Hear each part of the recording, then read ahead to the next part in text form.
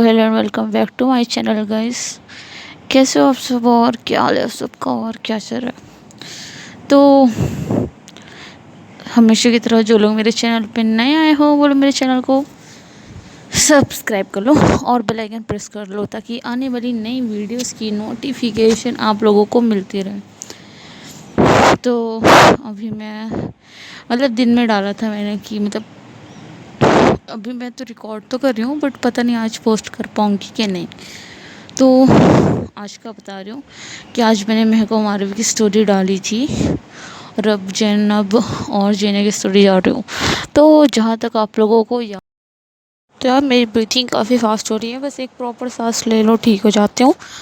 तो जैसे कि आप लोगों को याद होगा कि जेने और जैनब की स्टोरी कहाँ तक पहुँची थी। तो जो कि कि शादी में आने के बाद उसके बाद जैनब बताती है तारा को कि यार वो जैनब के लिए कितनी ज़्यादा सीरियस है। तो जैनब कि जैनब को तो कुछ लड़कों ने किडनैप कर लिया था। उसके बाद तारा रिश्ते की बात करती है, उसके बाद जैनब को लड़कों ने किडनैप किया था। तो अभी जा रही होती है कि जाती है वो जिन्हें एक मीटिंग में, तो मीटिंग में जाती है तो उस रूम में जाती है जिधर उस सेठ ने जो होता है तो ज़मींदार टाइप का उससे मीटिंग होती है। तो वो जाती है जहाँ पे, तो जब देखती है कि उस रूम में कोई नहीं होता, एक लड़की होती है जो बेड पे लेटी हुई होती है और उसकी फेस उसके बाल से कवर होता है। तो कि जेनी सोचती है कि लगता है मैं गलत जगह पे आ गई हूँ। तो वो बाहर देखती है तो रूम नंबर देखती है, वो कहती है कि नहीं पता तो यही था बट ये लड़की है कौन। तो जेनिया कि थोड़ी सी परेशान हो जाती है कि उसकी तो मीटिंग होने वाली थी और ये लड़की है कौन। तो चलो देखते हैं कि यार ये लड़की कौन है और जैनब को किसने किडनैप किया है। ठीक है,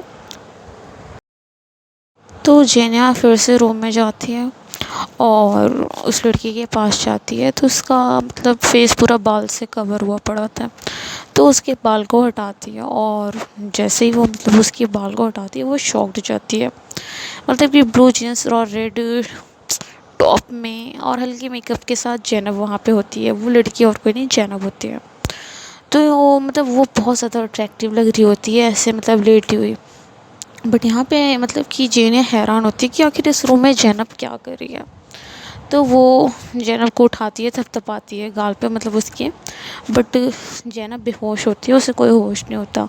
तो जैनब उसको उठाने की कोशिश करती है लेकिन जैनब नहीं उठती है क्योंकि वो बेहोश होती है, जैसे उसने कोई नशा किया हो, उसे होश नहीं होता। जैनब कोशिश करती है कि वो उसे उठाए बट होश नहीं होता। तो जेनिया कि अपना फ़ोन निकालती है और सेठ जो होता है ज़मींदार उसे फ़ोन करती है। तो फ़ोन उठाते ही जेनिया इससे पहले कुछ बोलते तो सेठ बोलता है कि आई होप जेनिया शाह आपको ये लड़की पसंद नहीं होगी। मेरे बंदे ने बोला कि आप लड़कियों का शौक़ रखती हैं, तो मैंने ये लड़की 10 लाख में एक रात के लिए आपके लिए ख़रीद ली। तो वो आदमी बोलता है जो होता है ज़मींदार, वो बोलता है कि मैंने 10 लाख में आपके लिए एक रात के लिए ये लड़की ख़रीदी है, आई होप आपको ये पसंद आई होगी।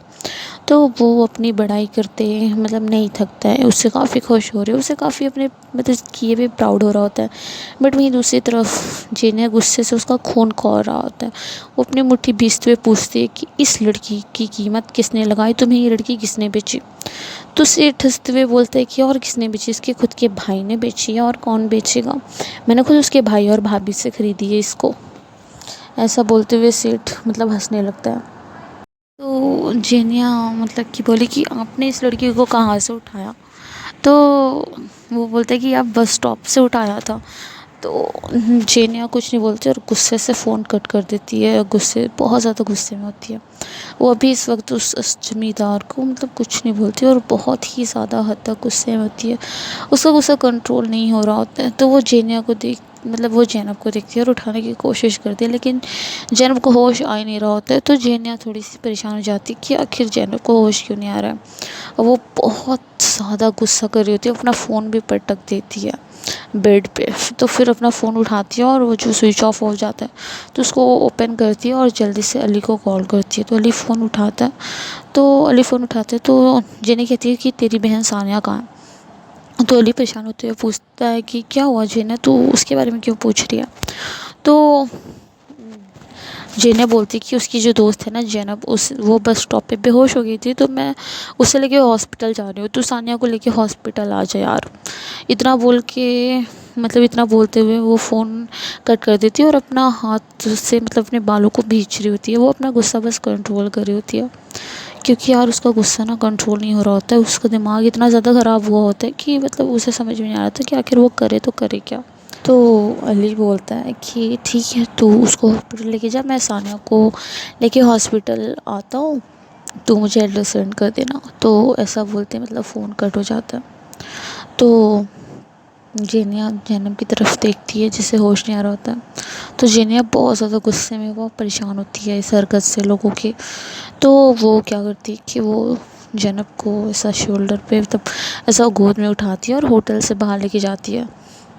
तो होटल से बाहर लेके जाने के बाद मतलब कि उसके आदमी वगैरह जो होते हैं बॉडीगार्ड्स वगैरह वो होते हैं, तो जल्दी से गाड़ी का सीट खोल देते हैं और वो जैनब को बैक सीट पे लेके जाती है और जैनब का सिर अपनी गोद में रखा होता है उसने। तो वो जल्दी से हॉस्पिटल लेके जाता है। तो जैनब को लेके हॉस्पिटल आ जाते हैं, उसके बाद सानिया भी आ जाती है। तो जब जैनब को होश आता है, जब उसकी आँखें खुलती हैं, तो उसके सामने सिर्फ सानिया होती है और कोई नहीं होता। और उसे बस इतना याद होता है कि यार मतलब वो बस स्टॉप पे थी और उसके साथ क्या हुआ क्या नहीं हुआ, वो बेहोश हो गई, तो उन लोगों ने उसे बेहोश कर दिया था तुरंत। तो उसे कुछ याद नहीं होता, बस उसे इतना याद होता है कि यार वो बस स्टॉप पे थी और वो बस का मतलब वेट कर रही होती है। उसे बस इतना ही याद होता है और कुछ नहीं याद होता। तो जब वो आँखें खोलती है तो सानिया कहती है शुक्र है अल्लाह का, तुझे होश तो आया, अब जाके मेरी जान में जान आई, वरना मैं तो डर ही गई थी कि मेरी जान को आखिर हुआ क्या है। तो जैनब मुस्कुराते बोलती है अरे नहीं मेरी जान, मैं ठीक हूँ, टेंशन मत ले तू। तो जैनब मुस्कुराते हुए बोलती है तो यार जैनब को होश आ जाता है। अब देखो क्या होता है आगे इन लोगों की मतलब इन लोगों के साथ क्या होता है और देखते हैं। तो सानिया कहती है ठीक है मेरी जान, मतलब ड्रिप मतलब ग्लूकोज हमारे इधर जो होता है। तो वो बोलती कि ऐसे ठीक है ट्रिप ख़त्म होने दे, उसके बाद हम लोग घर चलेंगे, अभी तो रेस्ट कर। ऐसा सानिया बोल के बाहर जाने लगती है जैनब को। तो जैनब कहती है सानिया रुकना। तो सानिया रुकती है और कहती क्या हुआ मेरी जान बोलना। तो जैनब कहती है कि मैं यहाँ कैसे आई। तो सानिया बोलती कि एक्चुअली बात ये है ना कि तू बस स्टॉप पे बेहोश हो गई थी और अली भाई की एक दोस्त है, तो उन्होंने तुम्हें देखा और पहचान लिया, तो वो तुम्हें लेके हॉस्पिटल आ गए और अच्छा हुआ उन्होंने पहचान लिया तो वो तुम्हें तुरंत लेके हॉस्पिटल आ गए और बस इतना ही। तो इतना बोलने के बाद जैनब कहती है ठीक है और सानिया बाहर चली जाती है और जैनब रेस्ट करने लगती है। उसके बाद जेनिया जो होती है जैनू, वो डॉक्टर के पास बैठी होती है। तो डॉक्टर बोलता है कि देखिए उन्हें क्लोरोफॉर्म के साथ साथ हाई डोज ड्रग्स भी दिया गया है, जिसकी वजह से ना उन्हें पीछे का कुछ भी याद नहीं है और मतलब कि उन्हें कुछ याद नहीं है। तो उनका ना मतलब कि 1-2 दिन काफ़ी अच्छे से ख्याल रखना पड़ेगा। और वैसे तो हमने मतलब कि इंजेक्शन लगा दिया है जिससे ड्रग्स का नशा काफ़ी ज़्यादा कम हो गया है, बट अभी ना उन्हें कुछ दिन तक तो मतलब कि 1-2 दिन तक तो काफ़ी हाई डोज ड्रग्स था, इसकी वजह से उन्हें कुछ दिन तक वीकनेस फील होगा और मतलब कि उन्हें ज़्यादा ध्यान की ज़रूरत है और उनका खाने पीने का भी अच्छे से ध्यान रखना होगा, वरना वो अनकॉन्शियस मतलब हो जाएंगी। और इसकी वजह से मतलब कि अभी उनका ज़्यादा ख्याल मतलब ज़्यादा से ज़्यादा ख्याल रखना होगा ताकि मतलब वो वीक फील ना करें। और बाकी तो आप लोगों को पता था कि मतलब वो बेहोश हो के आई है, तो डॉक्टर ऐसा बोल रहा होता है मतलब जेनिया को। तो जेनिया इतने सुनने के बाद बोलती है कि थैंक्स डॉक्टर, ऐसा क्या किया। वो बाहर निकल आती है और जैनब की वार्ड की तरफ निकल जाती है मतलब जैनब को देखने के लिए। तो वो उसके मतलब उसके वार्ड तक पहुंचती है तो देखती है कि जैनब के हंसने की आवाज़ आ रही थी, जो कि सानिया से बात कर कर के वो हंस रही थी। तो इतना सुनने के बाद मतलब कि जेनिया वापस जाने लगती है, क्योंकि उसे पता चल जाता है कि मतलब जैनब होश में आ गया। तो इतना सुनने के बाद वो वापस आ जाती है और कार में बैठती है घर जाने के लिए। तो कार में बैठते हुए वो सीधा तारा को फ़ोन लगाती है, तारा जो कि गेम खेल रही होती है। तो वो जैसे देखती है कि मतलब जेना का फ़ोन है, वो झट से उठा लेती है गेम कट करके और बोलती है हाँ बोलना मेरी जान क्या बात है। तो जेना बोलती कि कहाँ है तू। तो तारा बोलती कि सब्र कर, चाहती हूँ तेरे घर पे। तो जेना कहती नहीं मेरे घर पे मत, अगर तू अपने घर पे है ना। तो तब वो बोलती है कि हाँ हाँ अपने घर पे हूँ और कहाँ जाना है। तो जेने कहती कि मैं आ रही हूँ उधर तेरे घर पे। तो तारा बोलती है अच्छा ठीक है आ जा, मैं इधर ही हूँ। तो उसके बाद फ़ोन कट कर देती है। उसके बाद कासिम को फ़ोन लगाती है जीने और कहती है कि तारा के घर पे मिलो। तो कासिम बोलता है ओके मैम। उसके बाद कासिम जो कि तारा के घर पे जाता है तो तारा देख के हैरान हो जाती है और कहती है कि तुम यहाँ कैसे टपक पड़े। तो कासिम बोलता है कि जीनिया मैम ने बुलाया है। तो तारा हैरान हो जाती है कि आखिर मतलब कासिम को क्यों बुलाया है जीनिया ने। तो देखो कासिम को उसने क्यों बुलाया है, देखते हैं क्यों बुलाया है।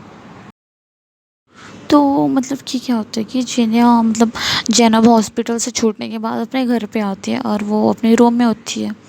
तो वो घड़ी की तरफ देख रही होती है। उसके बाद वो मतलब कि फ़्रेश होने के लिए बाथरूम में चली जाती हैं। वहीं दूसरी तरफ वो तारा, जेनिया और कासिम कार से आते हैं जैनब के घर पे। तो जैनब के घर आते ही तारा और जेनिया दोनों मतलब कि सीधा जाते हैं घर के अंदर और सोफे पे बैठ जाते हैं। तो फुरकान और उसकी बीवी जो कि दोनों देखते हैं कि आखिर ये लड़कियां कौन है और ये लड़का साथ में कौन है जो कि कासिम होता है। तो बोलते हैं कि आप लोग कौन हो और ऐसे घर में कैसे आ गए। तो तारा अपना मतलब एक पाँव पे रखते हुए बोलती कि हम जैनब का रिश्ता लेके आए। तो इतना सुनने के बाद फुरकान और उसकी बीवी बोलते कि हमें अभी कोई इंटरेस्ट नहीं है, जैनब की शादी हम नहीं करेंगे, तो आप लोग जा सकते हैं। तो इतना सुनने के बाद मतलब कि जेने उन लोगों के बात पे ध्यान देने से पहले बोलती है कि 5 करोड़। तो ये सुनने के बाद तारा शॉक्ड होकर जेने की तरफ देखती है और फुरकान और उसकी बीवी एक दूसरे की तरफ देख रहे होते हैं। तो मतलब कि 5 करोड़ सुन के तारा शॉक्ड हो जाती है और कहती है मतलब अफसोस हो जाता है उससे कि यार मतलब जेने ऐसा क्यों बोल रही है, पैसे क्या। तो इतना सुनने के बाद फुरकान और उसकी बीवी एक दूसरे का मुंह देखने लगते हैं मुस्कुराते हुए, क्योंकि यार 5 करोड़ उन्होंने मतलब कभी अपने ख्वाब में भी नहीं सोचा होता कि इतना पैसा उन लोगों के पास आएगा। तो फुरकान की बीवी कहती है कि हमें मंजूर है। इतना सुनते ही जेने के फेस पे मुस्कुराहट आ जाती है और जेनिया बोलती है कि आप लोग पूछेंगे नहीं कि रिश्ता किराया किसका है। तो फुरकान और उसकी बीवी बोलती हैं कि नहीं हमें इससे कोई मतलब नहीं है, किसी का भी मतलब रिश्ता आया हो, आप लोग जैनब की शादी किसी से भी कर दे, कोई मैटर नहीं करता। तो जेना कुछ नहीं बोलती और वो मुस्कुराने लगती है और फुरकान और उसकी बीवी भी एक दूसरे को देख के मुस्कुराने लगते हैं। तो यार मतलब कि मतलब तारा को ये सब देख के ना काफ़ी अफसोस हो रहा होता है कि मतलब उसके भाई भाभी ने उसे सिर्फ 5 करोड़ के लिए बेच दिया। तो उसे एक चीज़ का और अफसोस हो रहा है मतलब कि उसे मतलब उसे पता था कि जिन्हें ये सब क्यों कर रही है और बिना पैसों का तो वो मानते भी नहीं और मतलब जान नहीं छूटती। तो मतलब कि जेनिया जो होती है वो ये सब बस अपने प्यार के लिए कर रही होती है।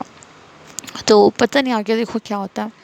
तो मतलब कि तारा बहुत ज़्यादा हर्ट हो जाती है, उसे अफसोस होता है। तो अफसोस से कहती है कि मतलब कि अब हर रिश्ते मैले हो गया। तो ये सुनने के बाद फुरकान और उसकी बीवी का मुंह बन जाता है बट वो रिएक्ट नहीं करते। उसके बाद फुरकान की बीवी जाती है और जैनब जो कि अभी फ्रेश होकर आई होती है, अपना भीगा बाल जो कि सुखा रही होती है टॉवल से, तो उसकी भाभी जाती है और उसका बाजू पकड़ के लेके आने वाली होती है और गुस्से से कहती है चल यहाँ से। तो जैनब कहती है लेकिन कहाँ भाभी। तो ये सुनने के बाद जैनब की भाभी हंसते हुए कहती है कि तुझे हमने बेच दिया है अब फाइनली, मतलब कि मतलब हमारी जान छूटी तेरे से और अब अपनी मनहूस शक्ल लेके ना हमारे घर से निकल जाना, अब दोबारा मत आना। तो बेच दिया है सुनते जैनब को जैसे सदमा लगता है। वो लड़खड़ाती जुबान से कह रही है भाभी आप झूठ बोल रही हो ना, देखो। तो मतलब कि वो लड़खड़ाती है, उससे मतलब सदमा सा लग जाता है कि यार नहीं ऐसा नहीं हो सकता है। तो मतलब कि जेनिया बाहर आती है, मतलब कि उसकी भाभी उसको घसीटते हुए मतलब डाइनिंग रूम में लेके आती है और मतलब उसको घसीटते हुए लेके आती है। तो मतलब कि जैनब के लिए ये काफ़ी शॉकिंग होता है। तो उसकी भाभी उसकी बात नहीं सुनती और उसको सीधा रूम की तरफ घसीटते हुए लेके आती है। तो रूम की तरफ आती है तो जैसे ही जेने को देखती है एक पल के वो थोड़ा सा शॉक्ड जाती है। बट वो अभी ना इन सब चीज़ों पे ध्यान देने के होश में नहीं थी। वो सीधा अपने भाई के पास जाती है और उनके पैरों में गिर जाती है और कहती है कि भाई आप बता दो ना, भाभी झूठ बोल रही है ना, आप मेरे साथ ऐसा नहीं कर सकते ना, आप मुझसे प्यार करते हो ना। तो उसका भाई बोलता है कि तुम मेरी सौतेली बहन हो और मैं तुमसे कोई प्यार नहीं करता, ठीक है ना, और मैं तुमसे बहुत ज़्यादा हद तक नफ़रत करता हूँ। तो जेनिया मतलब कि रोते हुए उसके पैरों पे मिन्नतें कर रही होती है। तो ये चीज़ ना काफ़ी डिस्टर्बिंग हो रही होती है जैनब के साथ। तो ये देख के तारा को बहुत ज़्यादा अफसोस हो रहा होता है, उससे बहुत ज़्यादा हर्ट हो रहा होता है। लेकिन जबकि मतलब जेना को गुस्सा आ रहा होता है तो जेने कहती है तुम इसके पैरों पे गिर के मिन्नत क्यों कर रही हो ज़ैनब, मतलब जेने कहती है। लेकिन ज़ैनब उसकी बातों पे ध्यान नहीं देती है, उसकी तरफ देखती है, बट फिर अपने भाई की तरफ देखती है और कहती है भाई मैं मर जाऊँगी। तो उसका भाई बोलता है कि जेने शाह ये अब आपकी अमानत है, तो आप प्लीज़ यहाँ से इसको लेके जाएं। और ऐसा कहते हुए खुद से दूर कर देता है फुरकान ज़ैनब को। तो यार ये चीज़ काफ़ी सच में बहुत ज़्यादा डिस्टर्बिंग है। देखते हैं। तो इधर सुनते ही जेनिया ज़ैनब का बाजू पकड़ के खींचते हुए बाहर लेके आने लगती है। ज़ैनब अपनी मतलब हाथ छुड़ाने की काफ़ी ज़्यादा कोशिश करती है, बट जेनिया की पकड़ काफ़ी मजबूत होती है और ज़ैनब काफ़ी कमज़ोर होती है, तो इसीलिए वो नहीं छुड़ा पाती, बट वो कोशिश बहुत करती है। और फिर जेनिया उसको खींचते हुए पीछे वाली सीट पे बिठा देती है और खुद जाके ड्राइविंग सीट पे बैठ जाती है और तारा आके फ्रंट सीट पे बैठ जाती है और मतलब कि डोर लॉक कर देती है जेनिया, ताकि ज़ैनब भाग ना पाए। और ज़ैनब जो कि डोर पे हाथ मार रही होती है और बहुत ज़्यादा रो रही होती है, तो वो बहुत बहुत बहुत ही ज़्यादा रो रही होती है। तो मतलब कि ये देख के तारा को काफ़ी हर्ट हो रहा होता है। तो मतलब कि तारा को ना मतलब कि ज़ैनब पे तरस आ रहा होता है, लेकिन जेनिया जब पीछे देखती है ज़ैनब की तरफ तो वो सीधा कार स्टार्ट करती है और रोड पे दौड़ा देती है। तो जब घर दूर हो जाता है ज़ैनब का ज़ैनब से, तो वो अपने हाथों मतलब आँखों पे हाथ रख के रोने लगती है और बहुत ज़्यादा रो रही होती है। तो जेनिया को उससे बहुत ज़्यादा तकलीफ़ हो रही होती है कि यार ज़ैनब रो रही है, तो गुस्से से कहती है कि रोना बंद करो तुम। तो मतलब कि जेनिया की आवाज़ इतनी ज़्यादा गुस्से से होती है कि ज़ैनब सहम जाती है। तो तारा गुस्से से देखती है जेनिया की तरफ और उसे आँखें दिखाती है। तो जेनिया को मतलब जोनिया मतलब कि नज़रें झुका लेती है और फिर प्यार से बोलती है कि बटरफ्लाई रोना बंद करो, मुझे तकलीफ़ हो रही है तुम्हारे रोने से। तो ज़ैनब कहती है कि प्लीज़ मुझे जाने दीजिए, मुझे पता है मेरे भाई मुझसे नाराज़ है, मैं उन्हें मना लूँगी, आप लोग प्लीज़ मुझे जाने दीजिए ना। तो जेनिया बहुत प्यार से बोलती है कि मेरी जान, आपके भाई आपसे प्यार नहीं करते हैं, आप इस सब गलतफहमियों में मत रहें। तो ये सुनने के बाद ज़ैनब मतलब कि वो और ज़्यादा रोने लगती है, अपना मतलब कि ऐसा मतलब रोने लगती है, अपने आँख पे हाथ रख के बहुत ज़्यादा रो रही होती है। मतलब सच में वो बहुत ज़्यादा रो रही थी और उसके साथ इतना ज़्यादा गलत हो रहा होता है।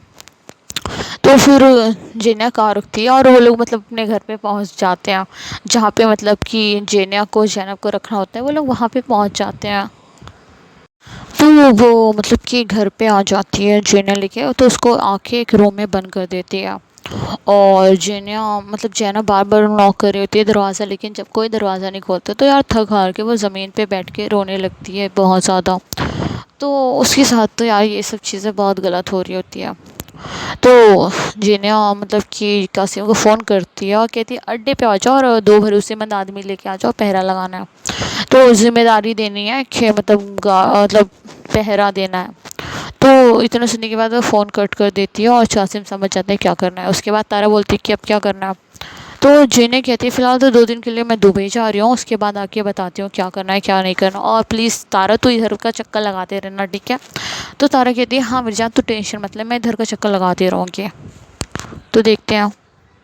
तो 2 दिन गुजर जाता तो ज़ैनब सोच में होती है, मतलब कि उसके साथ 2 दिन से ये हो रहा था कि एक औरत आती है और उसे खाना दे के चली जाती है, और मतलब खाना देने आती है और मिन्नतें करती है कि प्लीज़ आप खाना खा लें, अगर आपने मतलब कि खाना नहीं खाया तो शाम मैम हमें नहीं छोड़ेंगी, हमारे साथ बहुत ज़्यादा बुरा करेंगी।